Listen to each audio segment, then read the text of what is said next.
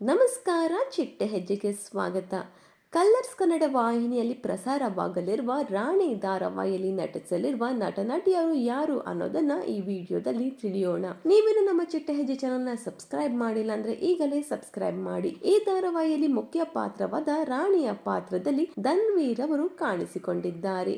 ಹಾಗೂ ರಾಣಿಯ ತಾಯಿಯ ಪಾತ್ರದಲ್ಲಿ ಮುದ್ದು ಮಣಿಗಳು ಖ್ಯಾತಿಯ ಐಶ್ವರ್ಯರವರು ಬಣ್ಣ ಹಚ್ಚಿದ್ದಾರೆ.